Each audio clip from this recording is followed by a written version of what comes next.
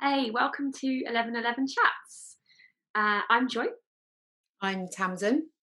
and today we're going to talk around something that I've actually had a real curiosity about that I want to pick Tamsin's brain about because I know that she has so much discipline and skill and expertise in an area that actually I find really challenging. So I'm going to just pose a question to you, Tamsin, and hope that you can illuminate illuminate this for me. Yeah.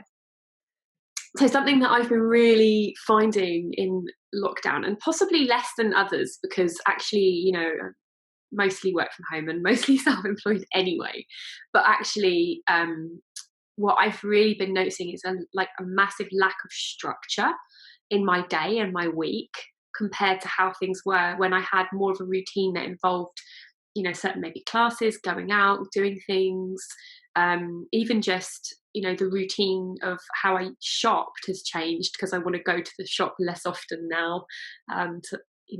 There's just a lot of different things that have kind of fallen away, and also the punctuation of face-to-face work, as well. Um, and what I'd hoped in the beginning of this lockdown was like, this is a great opportunity to see what routine really suits me because I don't have so many external constraints. And I finally could have the opportunity to really integrate a morning routine, like a morning ritual, and kind of do all those things. And I just haven't.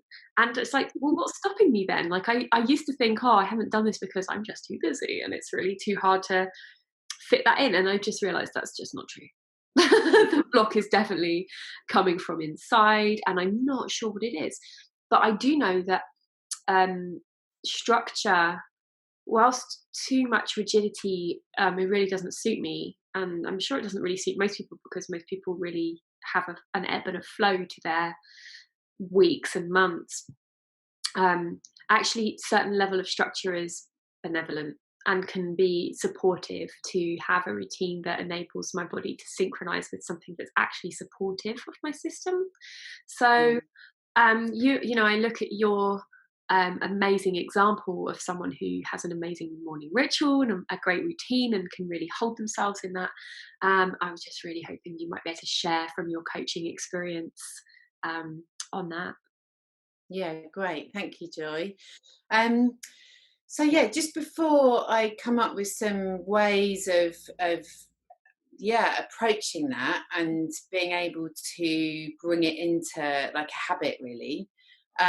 What is it that you would like? So it's like you would like a morning routine, you would like more structure. Yeah, how would you like that to look like? Yeah, and what I'm getting is like that's part of the problem is Okay. not having like the crystal clarity of like, well, what would that be? And I think that it's difficult to impose a structure unless there's a motivation, like why am I doing Yeah. I think you've just hit on it there. that? It is that you feel that okay, this is what I feel I ought to be doing. Then potentially that behaviour isn't going to become consistent. So it's first of all recognizing that I want to have a morning routine so I can get more clarity and fulfillment in my day. Mm. I want to be able to structure my day so that I can be productive and I know when I've got the energy for getting stuff done, and then I can switch off and give myself that kind of downtime or relax or be with family or the puppy or however it might be. So, as a coach, Like, when uh, she's not on demand with that, it's I have to fit around her schedule to quite a good degree. it's kind of like, babies, they'll just let you know when they need something a Yeah. relative time doing. Um, so yeah, what when we're coaching as a coach and somebody comes to coaching wanting something sharp in their lives or wanting more of something, less of something else, what we need to tap into is the reward or consequence that has for an individual. So for you having more structure in a morning routine, Mm. what would the reward be for you, and what could be the possible consequences of not doing that? Yeah. I think the reward for me would be if I set this up right, that I would spend more of my day feeling connected to source, feeling really guided in each fresh activity, so that I can stay in alignment through the day. And then from that, it would just follow that I would be doing the right things, and that would be fruitful in the right ways. Yeah. Okay, lovely. And what I'm going to pick up on there is kind of alignment. So, and depending on whatever your alignment might be, whether that's to your goals, whether that's to source, like you spoke about, whether it's what feels currently most important. So, whatever it might be, it's really helpful to recognize why you want to do it. Mm. And then what's the consequences of not doing it? For me, the consequences are I get a lot less done. If I feel disconnected and I sort of set my day up wrong and start to kind of feel out of alignment, Yeah. and then it's much easier for unhealthy behaviours to creep in. And I might end up finding like, oh, I've actually spent 4 hours on my phone and 2 hours on Netflix and not achieved the tasks that I had set up. Yeah. That would be like the worst case. Yeah. Okay, great. So, there's two strategies I'd like to share. One being the red thread, and the second one being morning practice. And this can be, relatable to any situation, experience, whether it's work or it's home life, whatever's going on. So the red thread is our alignment piece. So when we're really clear on what our red thread is, and that can then help us to make decisions about what action to follow through with, or what decision to make about something that's coming up. So the example I use with clients is, if a team's purpose was to make the world's fastest boat, that is their purpose. So that's their red thread, is to make the world's fastest boat. So all of their activity and their decisions ought to be aligned with that purpose.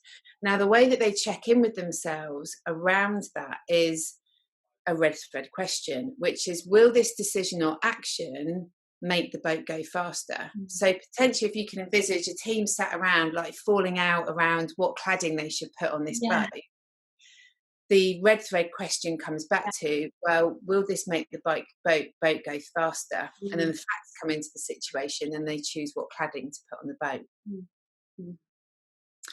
So what's important to do, therefore, and how you can decide what your red thread is on any situation, whether it's like sorting out the study, the garden shed, like getting a project up and running, something to do with work, you can say, okay, so, what's the purpose of doing this? Why am I doing it? Yeah. And then you get your red thread. And then you can turn that into a question. So will this decision or action help me to have a really good morning routine? So if I decide to go to the shops first, rather than sitting down and doing my morning routine, is that going to help my morning routine? No. I'm going to prioritise whatever my morning routine is first. But presumably we would have, we wouldn't have like our central red thread purpose being to have a morning routine. I would imagine that the morning routine would be in service to some bigger purpose. Sure. So just using that as an example. So if currently what's most important is to have a morning routine, then when you're getting up and you're potentially making decisions about other distractions that might be going on, asking yourself whether that is going to help you to have a good morning routine can become the red thread question. Just as much as if currently what's most important is being really healthy and maintaining your weight where you like it to be, your red thread question is, if I kind of munch through this bag of Haribos, is that gonna help or hinder what's currently most important, which is maintaining my weight right now?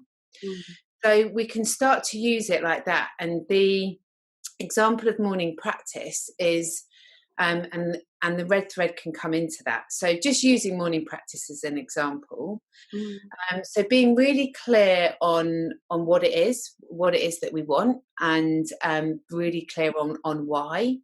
And then my advice around morning practice would be is that our mindsets need to be warmed up. So, you know, if we just jump out of bed in the morning, what we know from our work in neuroscience is that we're going to be operating from the emotional processing part of our mind.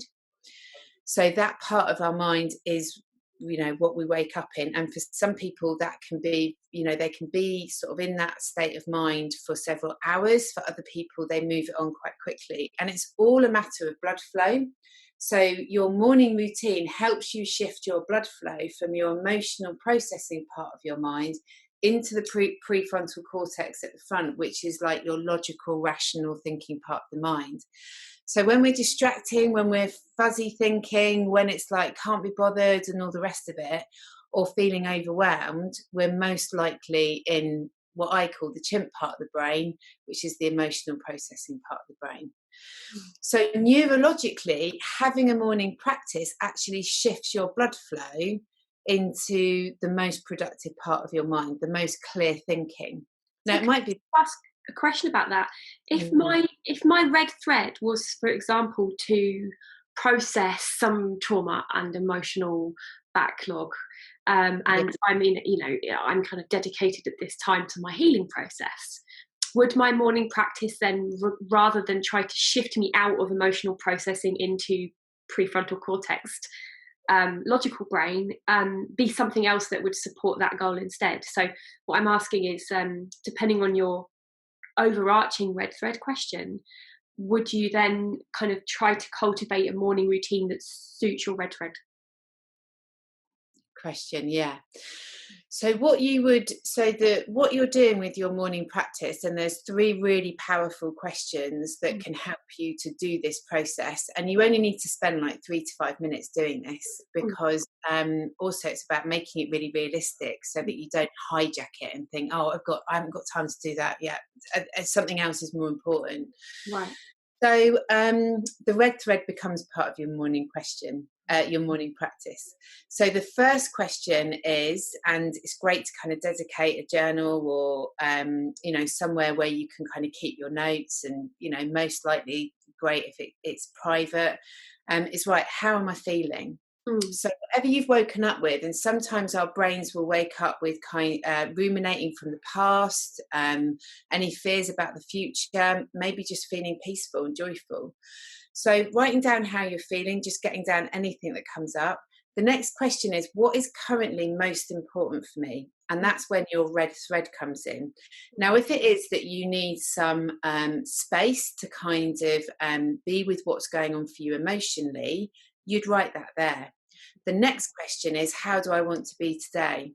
I want to be really gentle. I want to be really kind. I want to find myself space. So whatever the red thread question is, it kind of pulls you up into that perspective, which when you answer the next question, most likely the qualities that you're going to be thinking about with regards to your day are going to be in line with that middle question, which is, what is currently most important? But what we've done there is that by talking about the red thread question to begin with, it's helpful to have an idea of that, and that might be something that's happening over time, or it might be something that just changes day to day.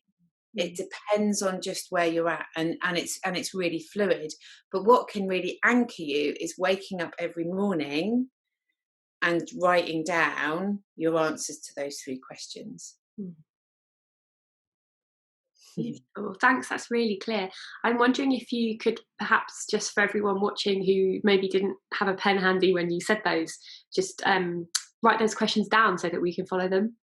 Yeah, absolutely. And there's a link in our post as well to a couple of blogs that are on my website that have got just a couple of mini blogs that talk about those 2 themes. So those 3 most powerful questions for a morning routine, and then the red thread. And what's helpful about this is what I know through working with lots of different people, is that some people can stick to a routine and have that every single day, And some people need to be more responsive to the day that they wake up to and what's going on for them. And every day is slightly different, maybe with what's going on with the family and so on. What that brings up for me is like, actually, the idea of a morning practice is like, well, I know how helpful they are, and I know how important setting the day up right is. But anything that I try to stick to that's rigid just doesn't work for me some of the time. Yeah. And just being realistic about the expectation I have on myself of, going from the state I'm in right now to having a consistent morning practice every day from now on, might be setting myself up to fail. And actually recognizing that maybe I need something different on each day. Maybe some days what will really serve my red thread most closely is to wake up and launch straight into work. And other days it might be to lie in bed for 2 hours, just ruminating. And other days it might be to, do a spiritual practice first thing. Yeah. It's like, so it's allowing, so it's allowing for that flexibility, and just recognizing that it's most helpful. And if you're not a massive morning person, then you can always do it in the evening before you go to bed. But by having just that sacred time to yourself with those 3 questions allows you to set yourself up for however you would like your day to be. And it puts you more in the driving seat of whatever you want that activity to be. So it could be a mixture, but it gives you that opportunity to walk into your day with clarity, even if you want to sit on the sofa and watch Netflix for the whole afternoon. Wow, that'd be nice. Or you, rather than just rolling into your day and then getting to the end and wondering where that alignment is. Yeah, absolutely. Because there are definitely days where I make the fully aligned and conscious decision to watch some TV for a couple of hours. and it's really different, when I'm doing it from that space, because it's like a recognition of, my mind needs to switch off and have a break. And from that I can really stay present with that experience, and usually then fulfill the need that's serving much, much quicker, and get bored of it and want to then kind of have a natural arising of a motivation to do something else. Whereas when I resist that and I'm like maybe sort of fixated on the idea of needing to be productive, even though my body's crying out for a rest, I would end up being less productive longer term, because then I end up with a collapse where then all I can do is unproductive for a much longer period of time. So I think that's really helpful to just acknowledge that actually it can be any behavior that serves your purpose, because in order to really serve your purpose you need to be balanced and healthy and optimal, and that requires also rest and requires also downtime and have that kind of balance. Okay, great. So just to finish on then, 2 coaching questions that I always use when there's an intention to go away and to perhaps try something new or to think differently about something, is what would stop you starting a morning practice using those 3 questions, Joy? Santa, my puppy. If she's ready to go out in the morning. But then I think that knowing that might stop me, I could plan ahead for making sure that I wake up earlier than I know that she'll need that, or incorporating that into my morning routine. So taking her out in the morning could be incorporated with a morning walking meditation, or could just be something I do first, and whilst I do that ask myself those questions. So that's I guess that asking what might stop me can allow me to preempt those things getting in the way. I'm guessing that's the point of your question. Absolutely, because then the next one, which I feel that you've already gone somewhere in answering, is okay, well, how do you overcome what you anticipate what might stop you? Really helpful. Okay, great. And like we've mentioned, we'll pop those questions on the event page. Thank you so much. Really appreciate that, and thanks for humouring my question today with your input. Lovely. All right. Many thanks. See you next week. See you next week.